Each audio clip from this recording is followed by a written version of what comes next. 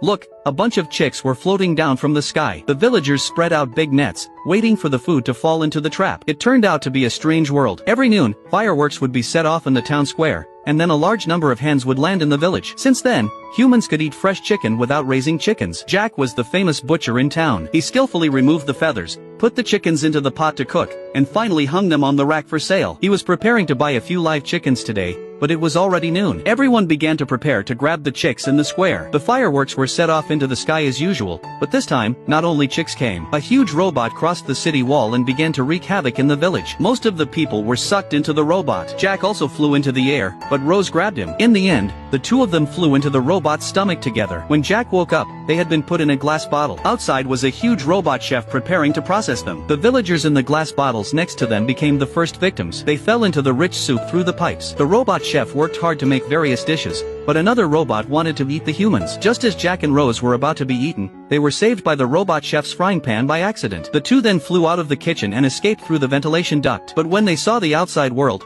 they were so shocked that they couldn't say a word. All kinds of robots were walking on the streets, but there was not a single human in sight. Rose had never been so desperate. They couldn't find a place suitable for them to survive in this world. In a world without their own kind, the two were doomed to endure endless loneliness. But the robot's pursuit did not end. Suddenly there was an explosion in the kitchen. The two were blown away by the shockwave and fell into the robot's bowl of soup. Just as Jack thought he was going to be eaten, a falling boulder smashed the robot to death. Then Rose saw the sewer leading underground. At this time, the robot chef also found them. Then Jack went into the sewer first, but Rose was caught by the chef. She desperately called for help from Jack, but Jack chose to turn a blind eye. In the end, Rose was taken away by the robot, and only Jack survived. He wandered aimlessly in the sewer, and a glimmer of light appeared ahead. When Jack walked out of the sewer, he found a forest ahead. But looking into the distance, he saw that the human village was actually a cage for robots to raise food.